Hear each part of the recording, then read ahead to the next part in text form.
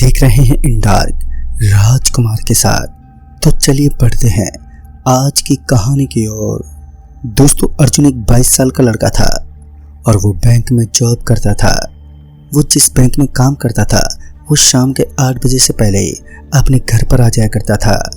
उसके पास एक बाइक थी जिसे वो अपने साथ बैंक में लेकर जाता था। अभी सर्दी का मौसम चल रहा था, इस कारण से अर्जुन कभी कभी जल्दी घर आ जाया करता था, क्योंकि लेट नाइट में उसे बाइक पर ठंड लगती थी। इस कारण बाइक चलाने में भी थोड़ी दिक्कत होती थी। इस कारण वो जल्दी घर आ जाता था। एक दिन अर्जुन अपने बैंक में काम कर रहा था और उस दिन काम ज़्यादा होने की वजह से उसे बैंक में काम करते करते ही रात के 8 बज चुके थे। फिर वो अपना काम खत्म करके बैंक से बाहर गया तो उसने देखा कि बाहर बहुत तेज बारिश हो रही थी। उसने सोचा कि थोड़ी देर में बैंक में ही रुक जाता हूँ, तब तक बारिश भी रुक जाएगी। बैंक का कुछ स्टाफ अभी भी बैंक में ही काम कर रहा था, इस कारण बैंक अभी तक खुला हुआ था। वो वापस बैंक के अंदर चला गया और फिर थोड़ी देर के बाद वापस आया तो उसने देखा कि अभी भी चारों ओर बहुत तेज बारिश हो रही थी और बहुत तेज हवाएं चल रही थी। फिर वो वहीं थोड़ी देर बाहर खड़ा होकर वहीं बारिश के रुकने का इंतजार करने लगा। थोड़ी देर के बाद बारिश भी रुक गई और बारिश के रुकने के बाद उसने समय देखा तो रात के 8:30 बज चुके थे। वो आज बारिश की वजह से लेट हो गया था और जब वो बाइक के पास गया तो अभी भी चारों तरफ ठंडी ठंडी हवाएं चल रही थी और बारिश होने के कारण ठंड और भी ज़्यादा बढ़ गई थी। तभी उसने सोचा कि वो बाइक पर घर जाएगा तो घर जाते जाते उसके हाथ पैर ठंड के कारण जम जाएंगे, और उसने बाइक को वहीं बैंक में ही रख दिया और वो टैक्सी ढूंढने लगा। चारों तरफ ठंडी हवाएं चल रही थी और ऐसे मौसम में सड़क पर ज़्यादा लोग भी दिखाई नहीं दे रहे थे। उसने काफ़ी टैक्सियों को रोकने की कोशिश की थी पर कोई भी टैक्सी नहीं रुकी। तभी वो सोचने लगा कि अगर वो बाइक लेकर जाता तो अभी तक तो वो आधे रास्ते तक पहुंच ही जाता। वो ऐसा सोच ही रहा था कि तभी उसके आंखों में एक तेज रोशनी पड़ी और उसने जब सामने देखा तो उसकी नज़र एक टैक्सी पर गई जो उसकी तरफ ही आ रही थी। उसने उस टैक्सी की तरफ हाथ से इशारा करते हुए उसे रोकने की कोशिश की। वो टैक्सी अर्जुन के पास आकर रुक गई और अर्जुन उसे अपने घर का एड्रेस बताते हुए उसके अंदर बैठ गया। उस टैक्सी वाले ने जल्दी से टैक्सी स्टार्ट की और बहुत ही तेज गति से टैक्सी को वो चलाने लगा। तभी अर्जुन कहने लगा कि अरे भाई साहब, थोड़ा धीरे चलाओ, बारिश का मौसम है, अगर कोई भी जानवर टैक्सी के आगे आ गया तो एक्सीडेंट भी हो सकता है। उसकी बात सुनकर टैक्सी वाला अपनी गर्दन को पीछे घुमाते हुए अर्जुन की तरफ देखने लगा और कहने लगा कि साहब, मुझे जल्दी घर जाना है और इतनी रात को बाहर रहना अच्छा नहीं है, इसलिए मैं जल्दी चला रहा हूँ। टैक्सी वाले की बात सुनकर अर्जुन उससे कहता है कि रात को बाहर रहना क्यों अच्छा नहीं है। तो टैक्सी वाले ने कहा कि आज अमावस की रात है साहब, रात में घर से बाहर कभी नहीं निकलता, क्योंकि अमावस की रात बहुत ही खौफनाक रात होती है। ये रात बहुत प्रेतों की रात होती है। उस टैक्सी वाले की ये सब बातें सुनकर वो जोर जोर से हंसने लगा और कहने लगा कि आप भी किन बातों को मानते हो। वो दोनों ऐसे बातें करते हुए जा ही रहे थे कि तभी थोड़ी देर के बाद अचानक से टैक्सी रुक गई। टैक्सी के रुकते ही वो टैक्सी वाला उस टैक्सी से बाहर निकला और आगे की तरफ जाकर टैक्सी को देखने लगा। अभी चारों ओर ठंडी हवाएं चल रही थी और आसमान में बादल गरज रहे थे और जंगल की तरफ से जानवरों की आवाज़ें आ रही थी और अर्जुन और वो टैक्सी वाला दोनों ही उस रास्ते पर अकेले थे। काफ़ी देर के बाद भी जब वो टैक्सी वाले से टैक्सी ठीक नहीं हुई तो अर्जुन टैक्सी से बाहर निकलकर उसके पास गया और कहने लगा कि भैया, और कितना समय लगेगा। तो उस टैक्सी वाले ने कहा कि बस हो गया साहब, चलिए अंदर बैठिए। ऐसा कहकर वो दोनों टैक्सी के अंदर बैठने के लिए जाने लगे।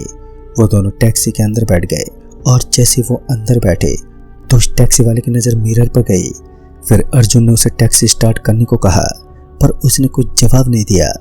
तब अर्जुन ने उसके कंधे पर हाथ रखा और कहने लगा कि क्या हुआ, आप तब से मिरर में क्या देख रहे हैं।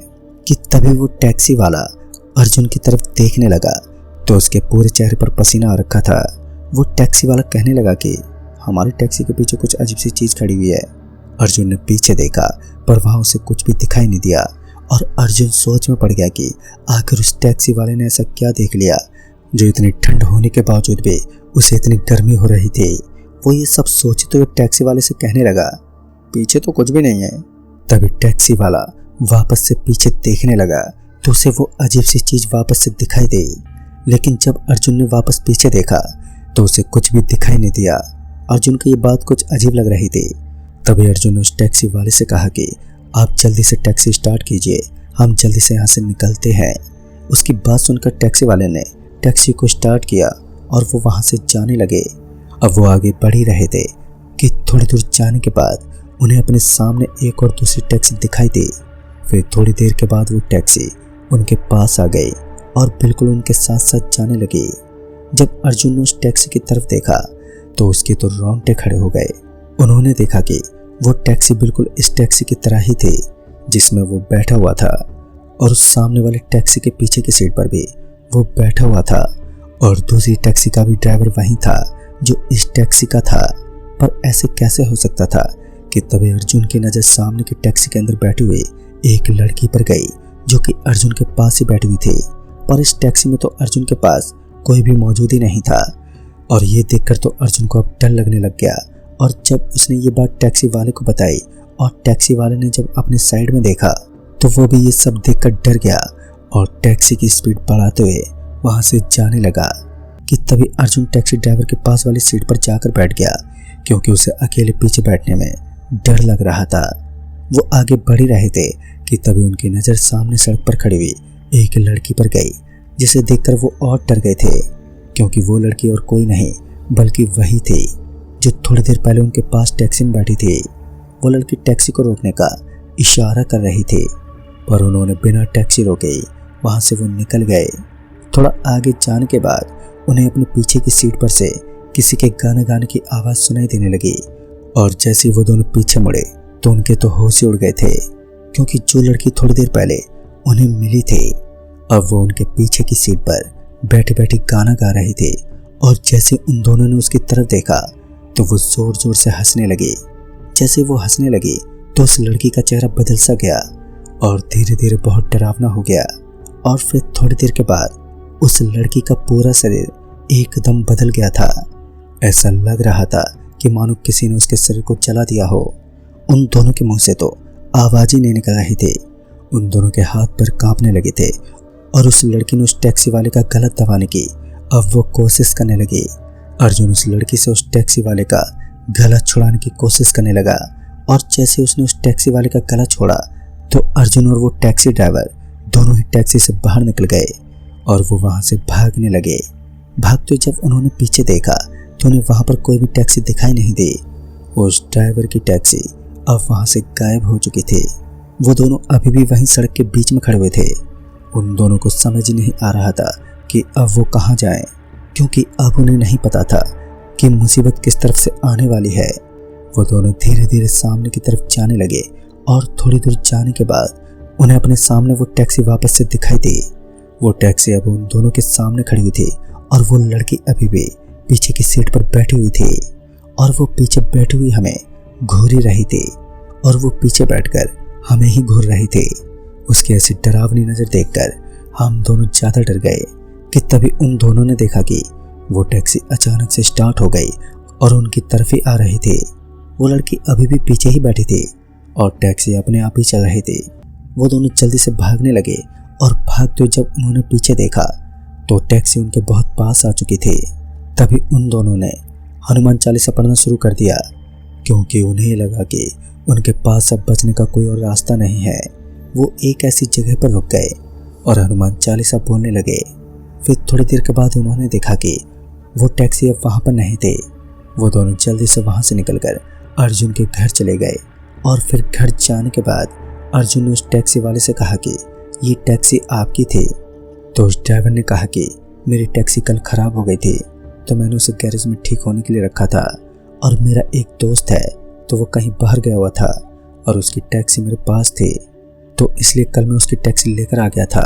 और जब उस ड्राइवर ने उस टैक्सी के मालिक को यानी कि अपने दोस्त को फ़ोन करके अपने साथ हुए हादसे के बारे में बताया, तब उसके दोस्त ने उससे कहा कि थोड़े ही महीनों पहले वो इस टैक्सी को एक आदमी से खरीद कर लाया था।